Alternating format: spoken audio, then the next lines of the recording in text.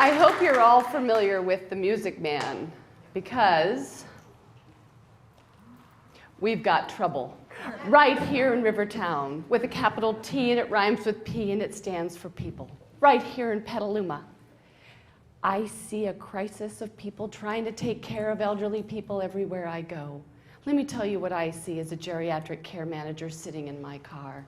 I see you, and you helping your mom out of the car, going into Safeway, taking so much longer than you ever thought it could take. Going up and down the aisles for the perfect jar of mayonnaise. I see you when I go into the doctor's offices and you're there trying to be an advocate for your parent. Guess what? Your mom is fighting back while you're trying to advocate, and the doctor's not even listening to what you're saying. And then what about the durable medical equipment? Trying to get that walker into the back of the car, and the groceries, and the medications, and worrying about your elderly loved one, and the wheelchairs. We have got a crisis and an epidemic right now, but ladies and gentlemen, I am here to try and solve some of that problem. But I will need a friendly volunteer from the audience to come up and do a little skit with me. Do I have a brave soul who does not mind being videotaped? Yes, come right up. Thank you. Let me set the scene. This volunteer is going to agree to be my child, my adult daughter, and my caregiver, and I am going to be her 85-year-old mother. What is your name? I'm Barbara Sislowitz. Barbara, thank you for agreeing to do this little skit with me. It's not going to be hard. Hello, dear. Would you do me a favor and go and pick up that bag of groceries and start walking towards me, and I'm going to meet you in the middle. I forgot to say, my lovely daughter has just done grocery shopping for me, and this is the inside hallway of my home. You wait right there, dear.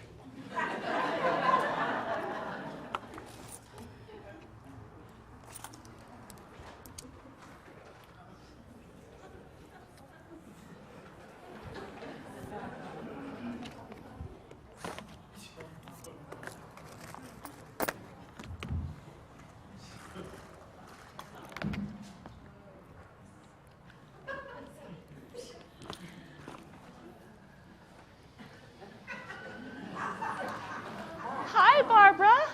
Hi, Mom. Hi, hon. Did you get my groceries? I did. Good. Listen, I need you to do this load of laundry for me. Oh, okay. Will you take this downstairs? Sure. Now, I have the quarters. That's there.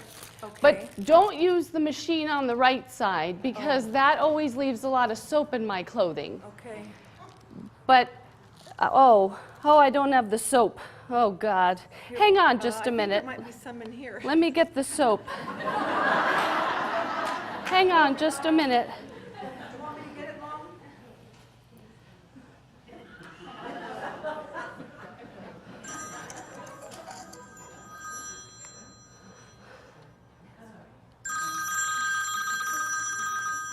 Hello? Hey, how are you? Good? Good? I think, on Friday, I think my daughter could drive me to that. Sure. Yeah, that's no problem. Oh, that's sweet of you to call. Yeah. No, she can put that on her calendar and we can be there at 6. That's lovely of you to call. Okay. All righty now. All right, bye-bye. Listen, honey, I don't know where the soap is. Just take this whole thing down, will you, and just take it to the laundromat there. Okay. Okay, Yeah. thank you. Okay, got it. Thank you, sweetheart. Okay. You're so good. Okay. Thank you. End scene. Place those right here.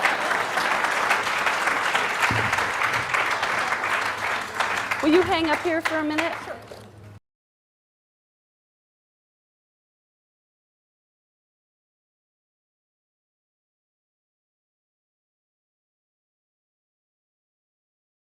I'd like to process what you've just seen. I'd like you to turn to a partner And I'd like you to take a minute or two to talk about what you noticed about my dear daughter Barbara up here, and maybe what she might have been feeling. And I want you to be honest about what you just witnessed. 2 minutes, go. And I'd like to know, how did you think it went? Me, I felt like I'm trying to be patient and my mother's not listening, and I'm speaking to her and she can't hear me, and she's speaking to me and I don't want to hear her, and I already have plans for Friday, and when is her calendar my calendar, kind of. So that was kind of presumptuous of me, wasn't it, kind to of book exactly you? right, though. Yeah, exactly Thank you. right on. Are you doing caregiving? I am. So Barbara, what were you thinking as you held, and you have to know, I have put in a 25-pound dictionary in this grocery bag. Which is about how heavy it feels sometimes being a caregiver, the 25-pound dictionary and the oatmeal and the heavy pineapple. You're welcome. I wanted something sharp. It's so confusing because it's not just a stranger, it's my mom. So I want to have respect for my mom, but it's not me and my life and what's happening over here. There's kind of an assumption sometimes that I'm going to be there and doing whatever she needs me to do, and it's frustrating to not want to be there and then feel guilty because I don't want to be there, and then I'm angry, and then I'm a bad daughter because I'm angry, and just what on and Helena on. was saying. Can any of you relate to this at all in this room, right? Well, I have to ask you, at any point did you think about putting the grocery bag down? there was nowhere to, she didn't have a hallway table. So I'll have to get one, because if it's going to happen, I got to do it, right? I want to have you raise your hand if you were kind of so concerned about what she was going through and the load she was doing. It was kind of hard to even follow what was going on with me, right? This is a caring group, and you're seeing her struggle. And I intentionally wanted you to see what I think other people see in you. You're doing too much. You are not putting the bag of groceries down, to use that metaphor. And I want to teach you how to do that. And I was hoping actually she didn't put them down, but I knew it was a 50-50 shot. We did not discuss this beforehand. And the other thing I want to point out is, was I in tune with what her needs were at all in this scenario?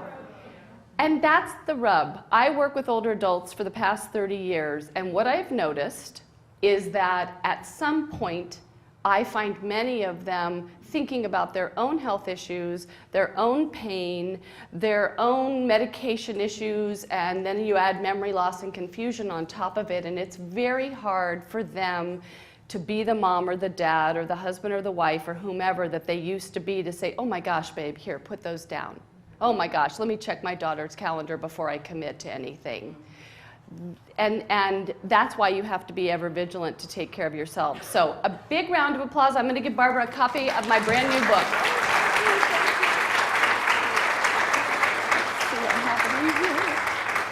With my compliments. Thank you so much. You're welcome. So the metaphor is that if I had asked you to hold the bag of groceries for a moment, you're my pal, sure, your daughter, you're going to say, sure, that's no problem. But what if I asked you to hold that bag of groceries for a year?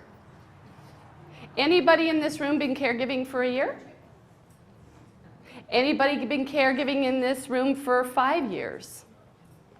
10 years? I mean, this is incredible. Hands are still up. If I did this to you and said, you're in it for 10 years, all of you would say, no. Thank you so much, I'm not signing up for that. But because it's insidious, and it's little by little by little that the person loses some of their abilities, and the more they begin to depend on you, we get this scenario where this poor woman is standing there with a 25-pound dictionary of grocery bag. And the truth is, I wrote this book, Tips for Helping Your Aging Parents Without Losing Your Mind, because I'm worried about you. I'm worried about your health and about your well-being. The sad truth is that your parent, at least my dad, was sort of home in la-la land while I waited on him hand and foot. I ran all the errands, I made the appointments. He wasn't stressed, but I was. So guess what stress is? It comes from the adrenal glands. If it's a good thing and we just have a little bit to keep us going, that's great. But when there is too much stress and that cortisol builds up, we get weight gain is one of the things. And it goes right here in the middle. I gained 17 pounds looking after my dear dad. But it also interferes with your memory and your learning. Cortisol lowers your bone density, which means if you fall, you might break a bone more easily. It lowers your immunity to stress and disease. It increases your blood pressure. It increases your risk of heart disease, increases your risk for depression, and it even lowers your life expectancy. And sadly, in the last 30 years, I have had my caregivers, like my adult sons and daughters, pass away before the elderly parent that they were killing themselves to look after. I don't want that to happen to you. So, how do you take care of yourself? How do you start doing less? How do you put down the groceries? 3 things that you're paying a price for. In addition to your cortisol levels and your stress, you're also paying a financial price when you look after a loved one. And you guys aren't sitting at home calculating it, but MetLife did that for us. And if you're taking care of somebody over 50, the estimate right now is that you're spending $5,071 out of your pocket per year in incidentals for mom and dad. Some of you are nodding because you know you're paying a heck of a lot more than that. And frankly, I'd rather that go into my bank account, but it wasn't. It was going out for somebody else that I loved and cared about, and it seemed like it was fine at the time. But if you figure $5,000 a year, and some of you are doing it 10 years, it's a boatload of money. Also, MetLife, 2011, did a study on working caregivers and found out that when we don't go to work because we're busy looking out after someone, we're not earning wages. We're not putting anything towards Social Security from those wages. We're not putting any money into our pension. So for women, the hit was $322,000 in a lifetime that you guys don't get. $322,000 for doing your nice daughterly things. The other thing is your family doesn't get you guys as much. My daughter would say, "Can we go to dinner?" I'm like, "Oh, I'm sorry, I got to do such and such with Dad." "Hey, Mom, I've got this thing's coming up at school." "Oh, babe, I wish I could be there, but I can't." And I'm the expert, but Dad somehow came first, right? So I had to learn to say to my dad, "I love you. I'm not going to be able to be there. I got to go to my kid's event." The book has a lot of tips for taking care of yourself. I want to cover a couple today.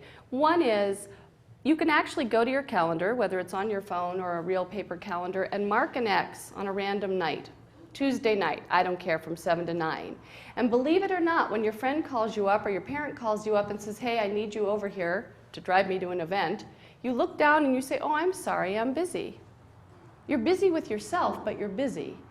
And it's very effective. And you can blank out every night of the week. I don't care.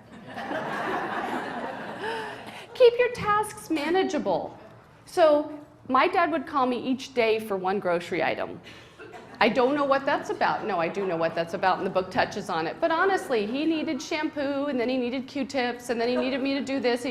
Oh, for God's sakes, I don't want to go to Safeway every single day of the week. I love you, but seriously.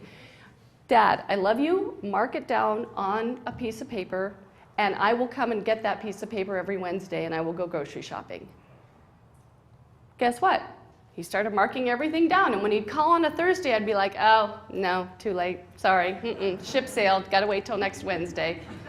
Because honestly, when we set healthy limits with our parents, they figure out how to get someone else to do it, or they learn how to wait for what they need, or they can use one of these resource tables and use a home care company and find someone they can pay to do it.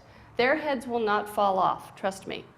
You just have to take care of yourself and set manageable expectations for them and take care of yourself. Thank you very much. Take good care of yourselves.